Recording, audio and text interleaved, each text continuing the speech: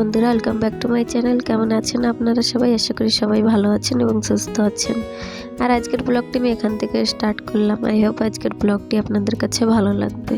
সম্পূর্ণ ভিডিওটির সঙ্গে থাকেন আর দেখতে থাকেন। আজকে দিনটা ভর কী করি না করি সবটাই শেয়ার করব। তো এখনই বাজে হচ্ছে ঘড়িতে 7:30, সকাল 7:30 বাজে এখনে। আর আজকের ব্লগটি আমি এখান থেকে স্টার্ট করলাম। তো এই যে দেখেন, সকালবেলা প্রত্যেক দিনের মতনই চলে আসলাম কাম কাজ নিয়ে। আর আজকে আর কোনো কিছু বাসি কাম না, বাসি কাম সমস্ত কিছু সেরে ফেলেছি। তো ভাবলাম যে কটা বাসন মেজে রেখে দিয়ে আসছিলাম, তো ওগুলো নিয়ে এসে দেখেন জায়গায় রেখে দিচ্ছি। আর প্রচুর বাসন হয়েছিল, এক গামলা বাসন হয়েছিল দেখেছেন। তো সমস্ত কিছু জায়গায় জল ঝরিয়ে রেখে দিলাম। তো প্রত্যেক দিন তো বাসি কাম দিয়ে স্টার্ট করি, তো ভাবলাম যে আজকে একটু আলাদা কিছুই করা যাক। তো আজকে একেবারে স্নান সেরেই চলে এসেছি পুজোটা দিয়ে রান্না করতে। তো একটু বুদ্ধি খাটিয়ে মাঝে মধ্যে কাম করবেন, দেখবেন কামগুলো করতে একটু সহজ সরল হয়। যেমন এখানে আমি দেখেন ভাতটা তুলে দেবো, তার ফাঁকে সেদিন ফ্রিজটা খারাপ হয়ে গিয়েছিল, ঠিক করে দিয়ে গিয়েছে। তো ফ্রিজটা পরিষ্কার করব করে না সময়ই পাচ্ছিলাম না। তো এদিকে ভাতটা তুলে দিয়ে ভাবছি ফ্রিজটা পরিষ্কার করে ফেলবো। আর এখনও তো গরম পড়েছে, বুঝতেই পারছেন। ফ্রিজে জল রাখা, তরকারি রাখা, সব কিছুই রাখতে হবে, সবজি এটা ওটা সব, না হলে যা পরিমাণে গরম পড়ে সব কিছুই নষ্ট হবে। আর এখন থেকে তো ভাত প্রচুর পরিমাণে নষ্ট হচ্ছে, রাতে যদি থেকে যায় সে আর সকালবেলা খাওয়ার মতন থাকেই না। মধ্যে দেখবেন একটু প্ল্যান করে কাম করলে কামগুলো করতে সহজ হয়। তো এই মাঝে মধ্যে আমি কি করি, এদিকে রান্না করতে থাকি, এক জায়গায় দাঁড়িয়ে না থেকে ঘুরে ঘুরে কাম করি। আর যা কামগুলো থেকে যায় ওগুলো টুকটাক করে সেরে ফেলি, না হলে ওগুলো একবারে করতে গেলে না বেশি পরিমাণে বেড়ে যায় কাম। ওর জন্য তো সময় পেলে এদিকে ভাত রান্না করলাম, এদিকে আরেকটা কাম করে নেওয়া যায়, তরকারি তুলে দিয়ে আরেকটা করা যায়, ওই ফেলেই কামগুলো সেরে ফেলি। তো এদিকে আমি ভাতের জলটা তুলে দিয়েছিলাম, তো দেখেন জলটা গরম হয়ে গিয়েছে। তো ভাবলাম যে চাল কটা দিয়ে দিই, ভাত হতে থাকবে, ওই ফাঁকে ফ্রিজটা মুছে ফেলবো। আর আজকে যাওয়ারও আছে এক জায়গায়, বলেছিলাম বাবার বাড়িতে যাব বাবাকে দেখতে।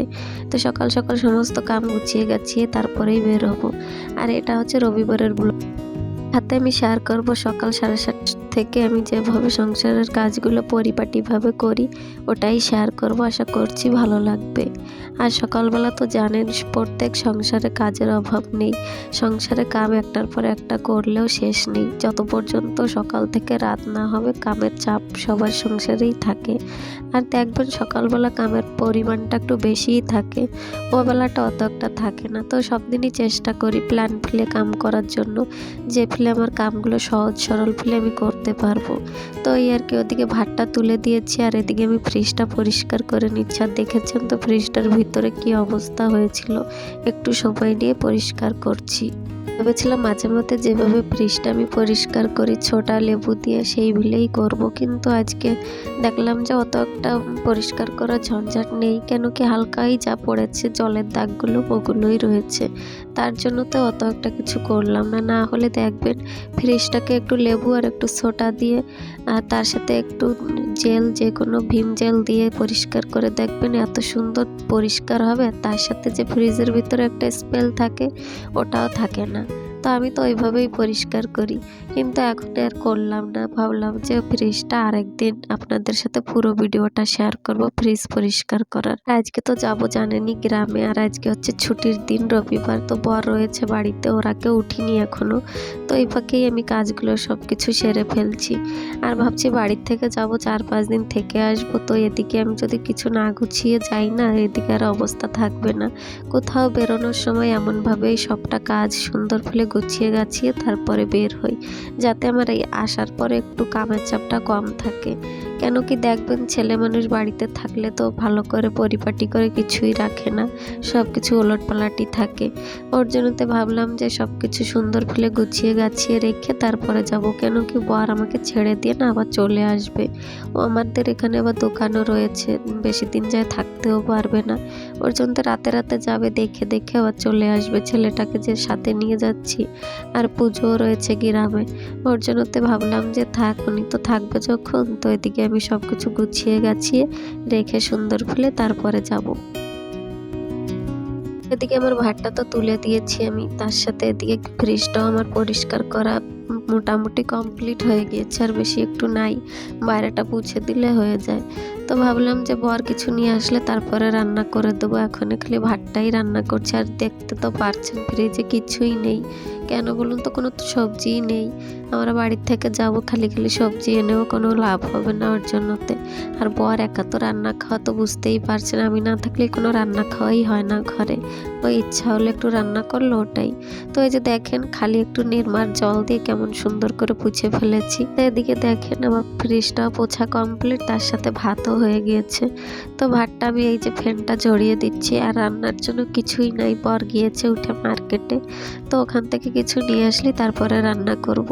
তো এদিকে ভাতটা তো আমার কমপ্লিট রান্না। ভাতটা রান্নার সাথে সাথে ফ্রিজটাও আমি দেখছেন কত বুদ্ধি খাটিয়ে ফ্রিজটাও পুছে ফেললাম। এক কামে দু কাম হয়ে গেল। না হলে ওই ফ্রিজটা পুছতে গেলে না আর একটু সময় লাগতো। খালি খালি বসে থেকে কী লাভ ছিল, তো ভাবলাম পুছে ফেলি।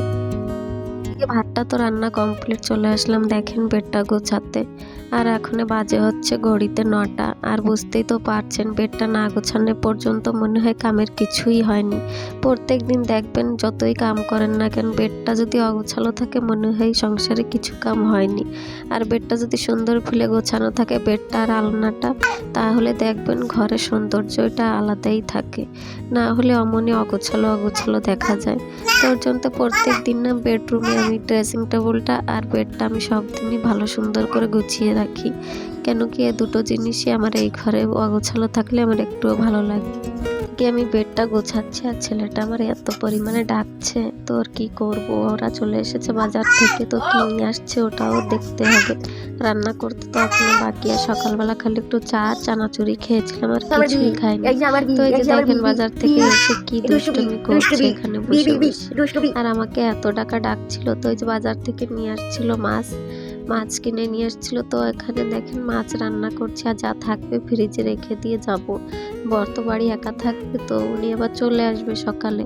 এসে যদি রান্না করে বা ভেজে ভুজে খেয়ে নেয় তাহলে খেয়ে নেবে। কেন কি একদিনে একবেলাতে অত তো খেয়ে পারবো না। আবার যাবো, এখনই রেডি হব, গোছাবো, আজকেই যাব। তো আজকে যাব যখন, ওর জন্য তো দুপুরের খাওয়া দাওয়া কমপ্লিট করে তারপরে যাব। এবার মাছের সাথে সাথে দেখেন অল্প কিছু তরকারিও নিয়ে আসছে, বর থাকবে বাড়িতে। তো কিছু কিছু কেটে এখানে আমি তরকারি বসিয়ে দিয়েছি, সাথে সজনো, তারপরে মিষ্টি কুমড়ো, আলু আর টমেটো দিয়ে এখানে তরকারি রান্না করছি। খেয়ে দিয়ে তারপরে একটু রেস্ট নিয়ে বিকালের দিকেই যাব বাবার বাড়িতে। তো এখানে না রান্না বান্না আমি কমপ্লিট করে সারছি, কেন কি এখন প্যাকিংও করতে হবে।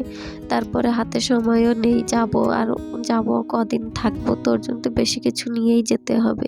তো এতে আমি কিছুই দিনই, লাস্টে খালি একটু জিরে বেটে দিয়ে দিয়েছি। তো এমন করে খেয়ে দেখবেন তরকারি ভালো লাগে খেতে। তারপরে চলে আসলাম এই যে বাবার বাড়ি। তখন আর এসে একদিন না কিছুই ব্লগ করিনি। তো আসার পরে দেখি মা গিয়েছিল কচু শাক আনতে। দেখেন আমাদের এখান থেকে কত দূর যেতে হয়, তাদেরকে দেখে গিয়েছিল কচু শাক আনতে। আর কত নিয়ে আসছে দেখেন, আমার শাশুড়ি মা আর উনি গিয়েছিলেন। তো রান্না বান্না কমপ্লিট করে তারপরে আমরা বের হচ্ছি দেখেন বাড়ির সবাই। আর ওই যে সাথে আমার দিদিমা দাদু ওনারা তো এসেছে, এখনো যায়নি। এখানে আবার দেখেন চলে আসলাম বাড়িতে, শাশুড়ি মাকে ডাকতে এসেছে। আর ওই যে যার মা রয়েছে উনিও এসেছেন। তো যা চলে গিয়েছে আগের থেকে। তো সবাই মিলে এই যে বের হচ্ছে। মনসা পুজো হচ্ছে, তো আজকে মনসা পুজো আর রাতে কালী পুজো হবে। তো মনসা পুজোতে যাচ্ছি। আমার শাশুড়ি মা এখানে মানত করেছিল ছেলের নামে, তো ওর মানসিক দিতে বাকি রয়েছে। ওর গায়ে পক্স উঠেছিল, তো ওই মানসিক করা রয়েছিল, তার জন্যতে গিয়েছিলাম। তো এখানে পুজো দিতে সবাই বের হচ্ছি। আর একটু রাস্তায় দাঁড়িয়েও নিয়েছিলাম, এত গরম পড়েছে।